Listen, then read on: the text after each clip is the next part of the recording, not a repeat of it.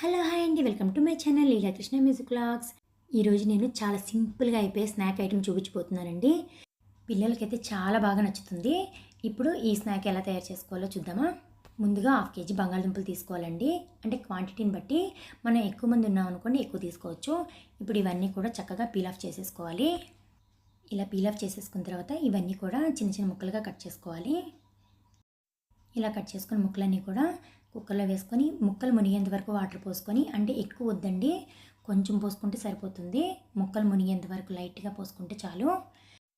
ఈ ముక్కలన్నీ కూడా మెత్తగా ఉడికిపోయేదాకా ఒక 3 విజిల్స్ తెప్పించుకోవాలండి. పిల్లలు ఎక్కువగా బంగాళదుంపతో స్నాక్స్ అంటే ఓన్లీ చిప్సే కదండి, వాళ్ళు చిప్స్ తప్ప ఇంకేమీ ఇష్టపడరు. అలాంటి పిల్లలకి ఇట్లా చేసి పెట్టారనుకోండి, ఇదేంటో వెరైటీగా ఉంది అని చెప్పేసి చక్కగా తింటారండి. ఇంకా 3 విజిల్స్ వచ్చేసాయి. ఈ ముక్కలన్నీ కూడా చక్కగా ఉడికిపోయాయి మెత్తగా. ఇప్పుడు వీటిని ఈ వాటర్ అంతా తీసేసి ఇట్లా గిన్నెలోకి వేసుకొని మొత్తం అంతా కూడా స్మాష్ చేసుకోవాలండి. బాగా మెత్తగా అయ్యే వరకు చేసుకోవాలి. థంబ్నెయిల్ చూసి ఏమనుకున్నారండి? ఇవి పుట్టగొడుగులు అనుకున్నారు కదా, కానీ కాదండి, ఇవి ఓన్లీ బంగాళదుంప కార్న్ఫ్లవర్ రెండేనండి. కాకపోతే మనం ఆ షేప్లో తయారు చేసుకోవడం వల్ల అలా కనిపిస్తున్నాయండి. ఇప్పుడు ఈ బంగాళదుంప పేస్ట్లోకి కార్న్ఫ్లవర్ యాడ్ చేసుకోవాలి. మనం ఎంతైతే బంగాళదుంప పేస్ట్ తీసుకుంటున్నామో సేమ్ అంత క్వాంటిటీలో కార్న్ఫ్లవర్ యాడ్ చేసుకోవాలండి. మొత్తం అంతా కూడా చక్కగా చపాతీ పిండిలా గట్టిగా కలుపుకోవాలి. వాటర్ అయితే యాడ్ చేయొద్దండి, పిండినే కొంచెం కొంచెం చూసుకుంటూ కలుపుకోండి సరిపోతుంది.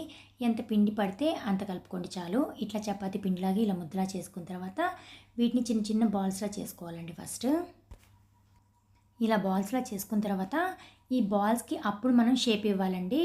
ఏదైనా బాటిల్ కానీ ఏమైనా మూత కానీ ఏమన్నా తీసుకొని దానికి ఇట్లా షేప్లా పెట్టుకోవాలి. అప్పుడు మనకి పుట్టుగొడుగుల షేప్లా వస్తుంది.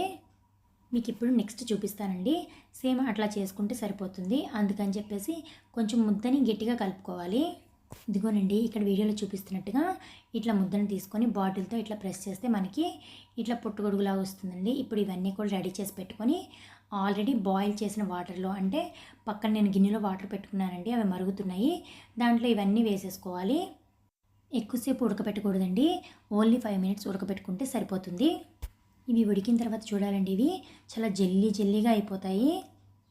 ఇంకా అయిపోయిందండి. ఇవన్నీ కూడా ఒక బౌల్లోకి తీసేసుకుందాం. ఇలా జెల్లీగా ఉండడం వల్ల ఏమో పిల్లలు చాలా ఇష్టంగా తింటారనమాట. ఇవన్నీ కూడా ఒక బౌల్లో తీసేసుకోవాలి.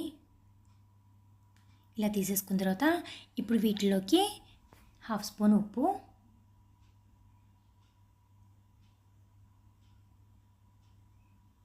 1/2 స్పూన్ కారం, పిల్లల టేస్ట్ని బట్టి వేసుకోవాలండి, ఎందుకంటే చిన్నపిల్లలు అనుకోండి ఎక్కువ తినలేరు కదా. చాట్ మసాలా 1 స్పూను, ఒక 2 స్పూన్స్ దాకా సోయా సాస్. ఇవన్నీ వేసుకొని బాగా కలుపుకోవాలండి. ఇవన్నీ బాగా కలుపుకున్న తర్వాత వీటిలోకి ఒక 2 స్పూన్స్ దాకా సన్ఫ్లవర్ ఆయిల్ని మరగపెట్టుకొని వేసుకోవాలండి.